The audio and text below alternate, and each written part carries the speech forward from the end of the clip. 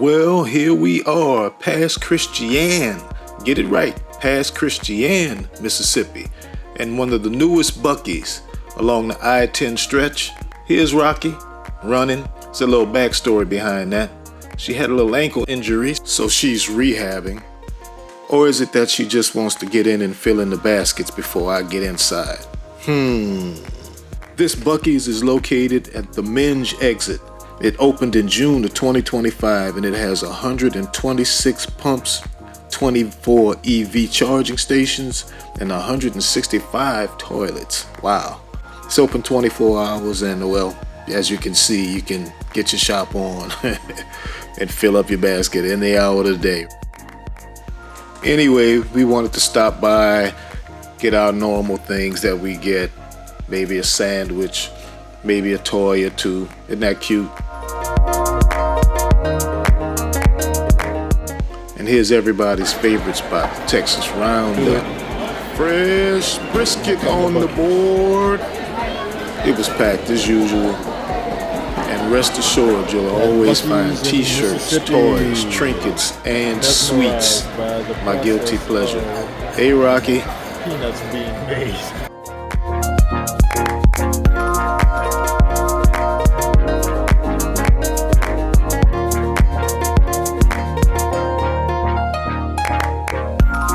And of course, no trip would be complete without stopping and taking a photo with Buc-ee. Say cheese, Rocky. Here we are in Alabama, crossing the Mobile River, I-65 North in Creola, Alabama, on our way to Montgomery for an overnight stay at Cracker Barrel. We got up early in the morning, took Benny for a walk, grabbed some breakfast from Cracker Barrel, and we hit the road.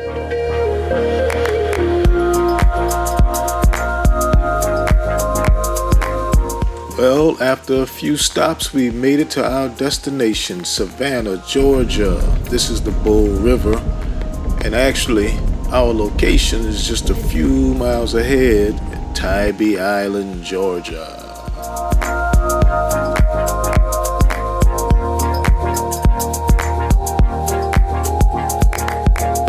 Rivers End Campground and RV Park is the only dedicated RV campground located directly on Tybee Island. It has over 100 sites, full hookups, cable, and amenities like a pool and a dog park. It's the only option for an RV park on the island. Your destination is on the right. So with the trailer secured and our stomachs calling, we went to Pier 16. It came highly recommended and the drinks are outstanding. Rocky had a mango margarita, frozen, and I had a mojito. Big shout out to the bartender for suggesting these drinks. They were totally worth it. We had seafood mushrooms, and oops, sorry we didn't show the actual plated mushrooms, but they were so good we just dug right in. Salmon and potatoes for Rocky, and I had crab burger with french fries. And right across the street is this little park with the placard celebrating Mr. James Adams and his nightclub.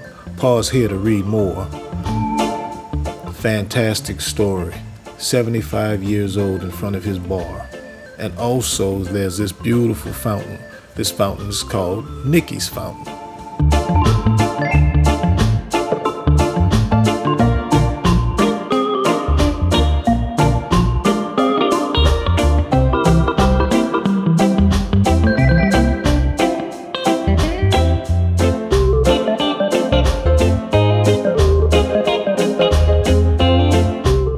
So we decided to walk a bit more. Here we're walking in front of the Admiral's Inn, which is right across the street from the Breakfast Club, and it's not the Breakfast Club that you may be thinking of. Here are the Brass Rail Villas, and there's a storied history here of the Juneteenth celebration.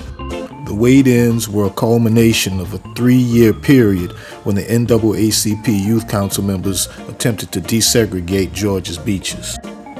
And is this a bit of irony? Another Docks, this time Docks Bar. If you know, you know.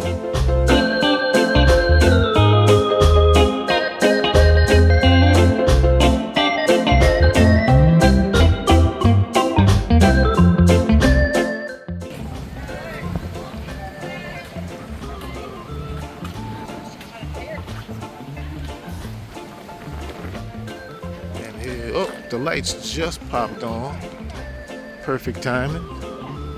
Tybee Island's highest recorded storm surge was 19 feet back in 1893. I wonder if that would be taller than this tide gauge. The Tybee Island Pier and Pavilion was built in 1891. In 1967, the pier and pavilion were destroyed in a fire.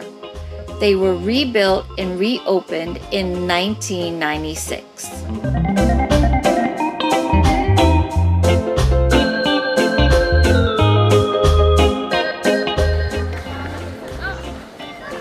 You stole your glasses and you're back.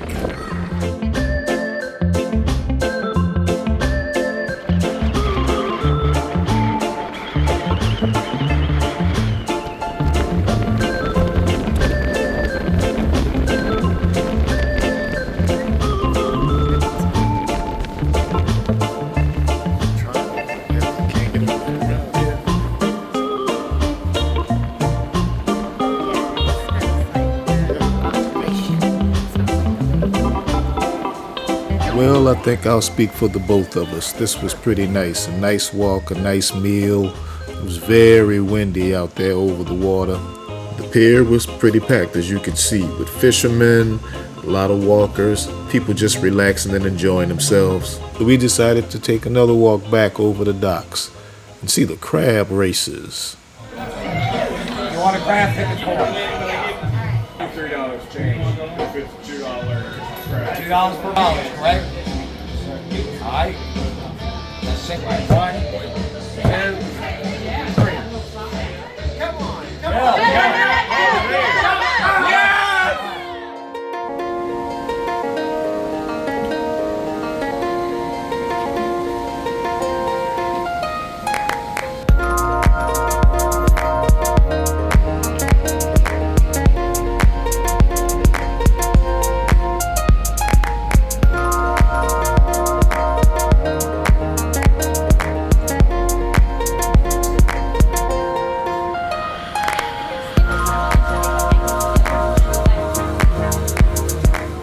So we decided to have breakfast at Goose Feathers Cafe. They're known for their good food and bakery delights.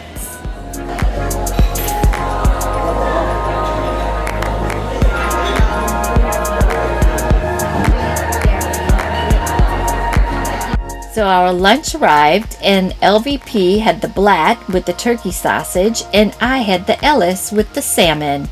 Both sandwiches were delicious. After brunch, we decided to take a walk. We ended up at Nourish, a handmade soap shop.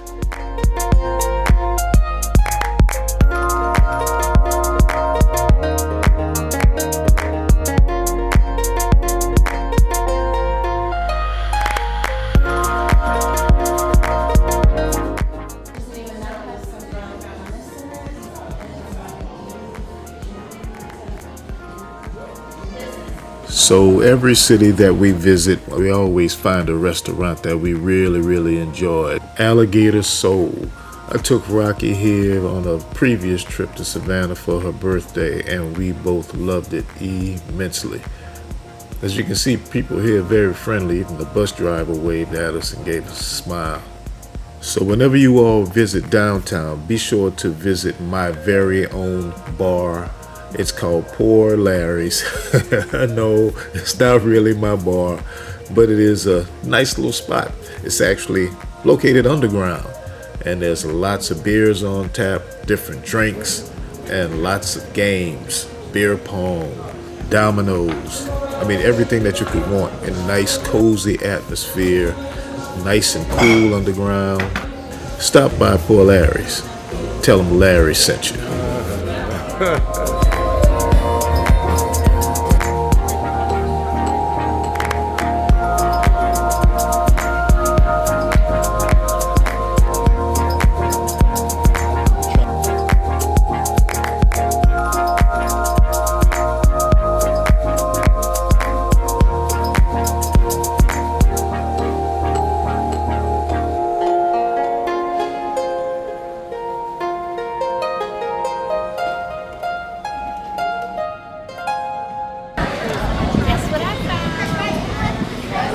We can do a haunted tour.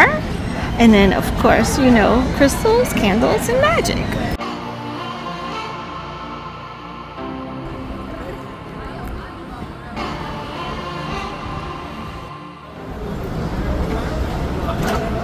Fisherman hats.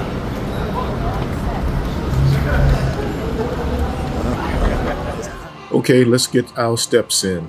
There's a lot more to see, a lot more to do.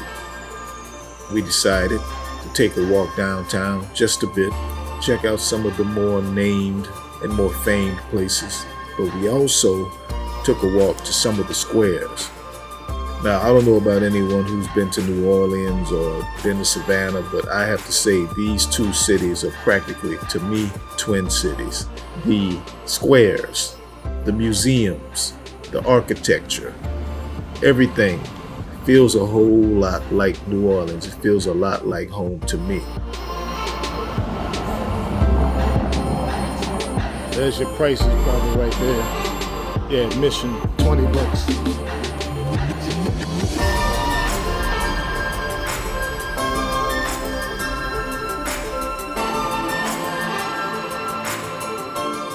Well, speaking of squares, we had to stop by Orleans Square naturally.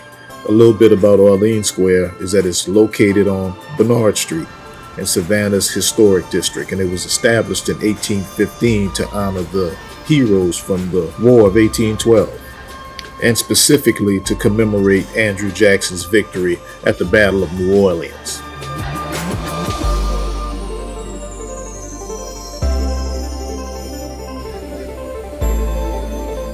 We noticed all of the different houses around, and it so reminds me of home. It is just so beautiful.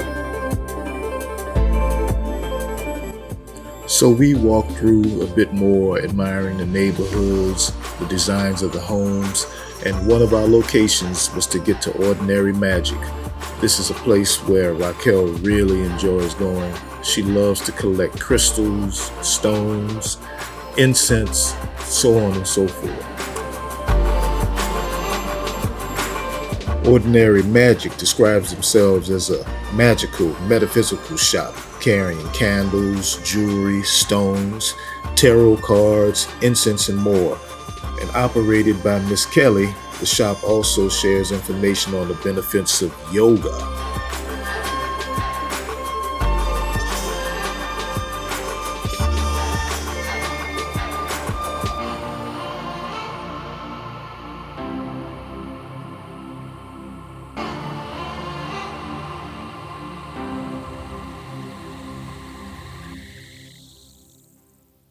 Faster, faster, faster, faster. Okay, faster.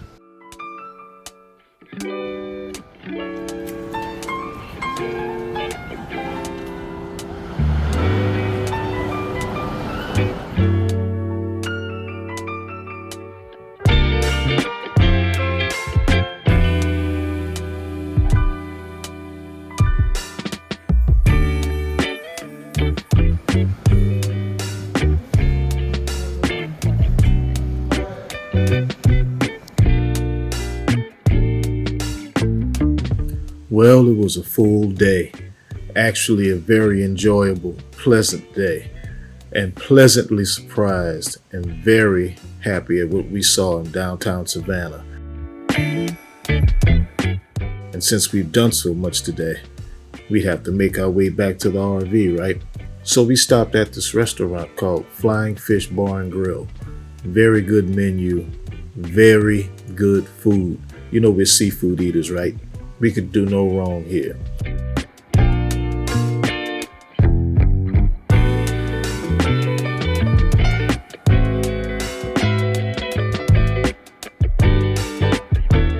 I had the shrimp pasta, and Rocky had the fried seafood platter, and she even had a pearl in one of her oysters.